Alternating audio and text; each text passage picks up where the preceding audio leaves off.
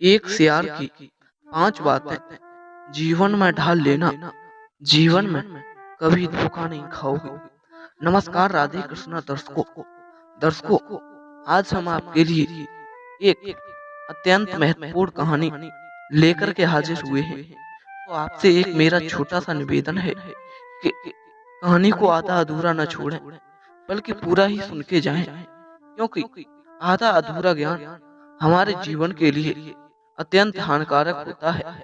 मेरे दर्शकों, आइए आपको हम बताते हैं कि एक सियार ने जो 5 बातें बताई हैं इस कहानी में, वो बातें हमारे जीवन के लिए बहुत ही महत्वपूर्ण हैं, जो हमारे जीवन में बहुत ज्यादा काम आएंगी। तो कृपया पूरा ही सुने दर्शकों। और यदि आपने हमारे चैनल को सब्सक्राइब नहीं किया है, तो ऐसी ही नई नई कहानियां देखने के लिए हमारे इस चैनल को सब्सक्राइब करें और लाइक शेयर कमेंट करना बिल्कुल ना भूलें।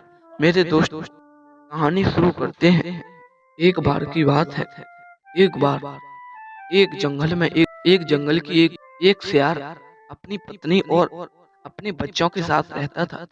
मेरे दर्शकों, उस सियार और उसकी पत्नी का प्यार बहुत ही गहरा था।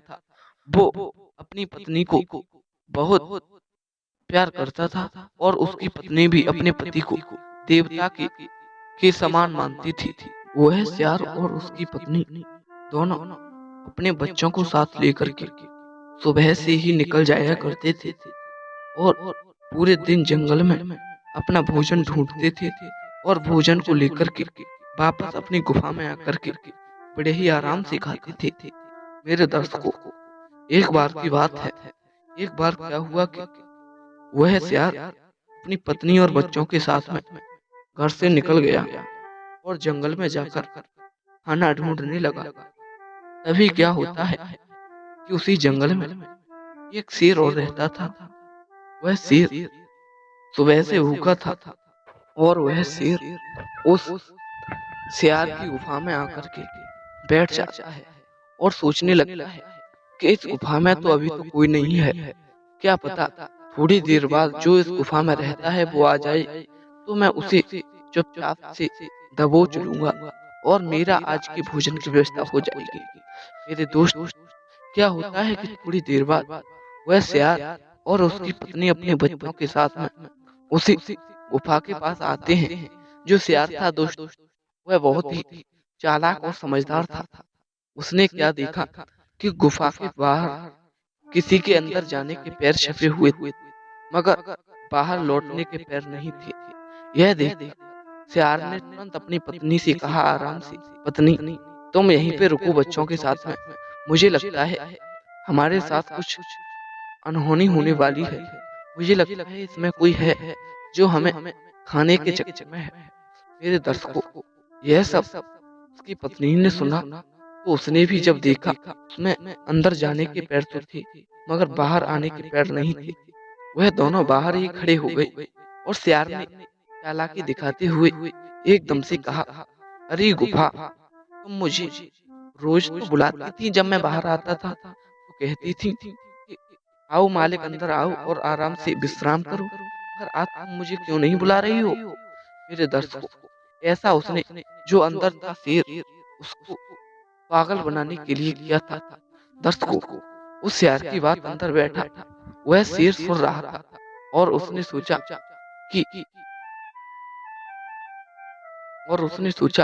कि शायद लगता है ये गुफा इसकी बहुत वफादार है, इसीलिए ये गुफा इस सियार को खुद पे खुद बुलाती है। दर्शकों, तो शेर ने अपनी भाषा में कहा, अरे मालिक अंदर आओ और गुफा में आकर पधारो।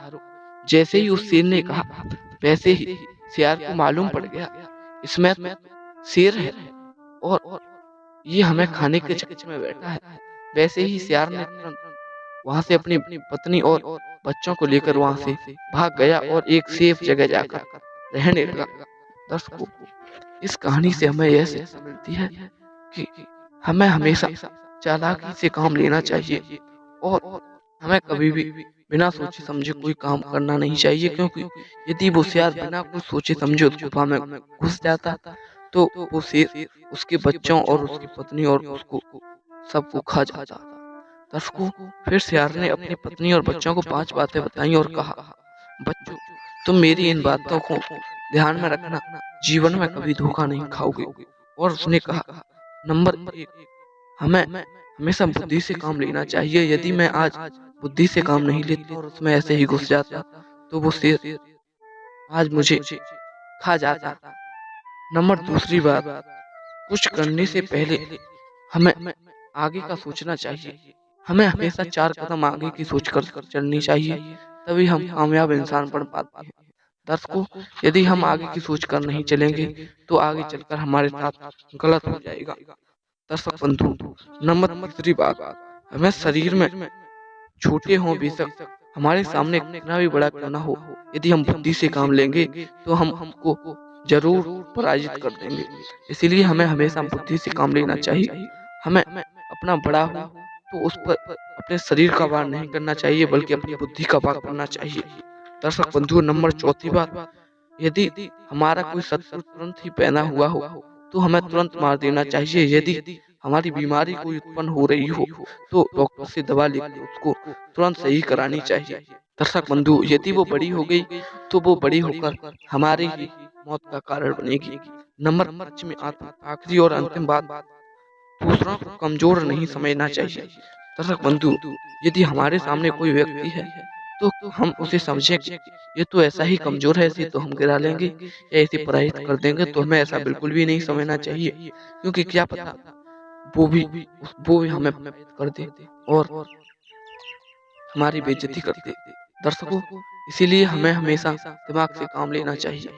उम्मीद करता हूँ आपको यह सियार की कहानी पसंद आई होगी। यदि अच्छी लगी है तो चैनल को सब्सक्राइब करें, लाइक शेयर कमेंट करना बिल्कुल ना भूलें। दर्शक बंधु, यही थी सियार की 5 बात जो मैंने आपको बता दी हैं। इन पर आप हमेशा अमल करना, आप जीवन में कभी धोखा नहीं खाओगे। दर्शकों, फिर मिलेंगे ऐसी ही नई कहानी के साथ।